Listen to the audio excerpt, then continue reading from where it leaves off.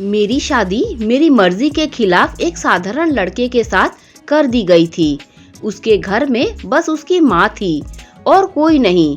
शादी में उसे बहुत सारे उपहार और पैसे मिले थे, पर मेरा दिल कहीं और था। मैं किसी और से प्यार करती थी और वो भी मुझसे। लेकिन किस्मत ने मुझे यहाँ ला दिया, अपने ससुराल। शादी की पहली रात जब वो दूध लेकर आया, मैंने उससे पूछा, एक पत्नी की मर्जी के बिना पति उसको छुए तो उसे बलात्कार कहते हैं या हक?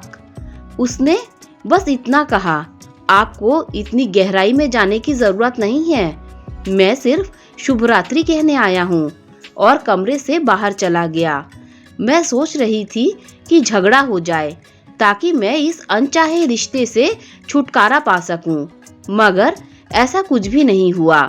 मैं उस घर में रहकर भी घर का कोई काम नहीं करती थी। दिन भर ऑनलाइन रहती, न जाने किस किस से बात करती। उसकी माँ बिना किसी शिकायत के घर का सारा काम करती रहती और उसके चेहरे पर हमेशा एक मुस्कान होती। मेरे पति एक साधारण कंपनी में काम करते थे। हमारी शादी को 1 महीना हो चुका था, लेकिन हम पति पत्नी की तरह कभी साथ नहीं सोए।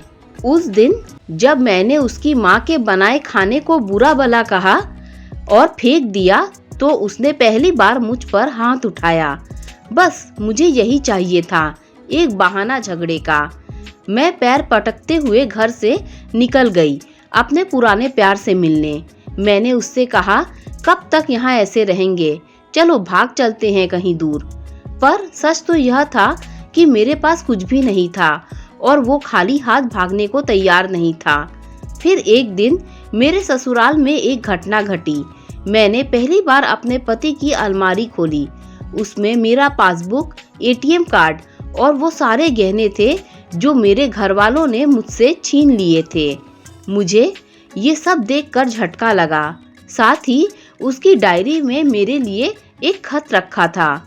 उसमें लिखा था कि उसने मेरी हर चीज को संजो कर रखा है और दहेज में मिले सारे पैसे मेरे अकाउंट में ट्रांसफर कर दिए हैं। उसने लिखा था कि वो मुझसे प्यार के रिश्ते में बंधना चाहता है, ना कि जबरदस्ती। उसकी इन बातों ने मेरे दिल को छू लिया। मैंने सोचा भी नहीं था कि ये गंवार मुझे इस तरह से समझ सकता है। बिना कुछ कहे धीरे धीरे मुझे एहसास हुआ कि वो मुझे उस सादगी से प्यार करता है जिस सादगी से उसने मुझे अपनी जिंदगी में जगह दी थी। अगली सुबह मैंने सिंदूर गाढ़ा करके अपनी मांग में भरा और अपने पति के ऑफिस चली गई। वहां पहुंचकर मैंने सबके सामने कहा, अब सब ठीक है, हम साथ साथ एक लंबी छुट्टी पर जा रहे हैं। उस दिन मुझे समझ आया कि जिन फैसलों को हम गलत मानते हैं वही मेरे लिए सबसे सही थे।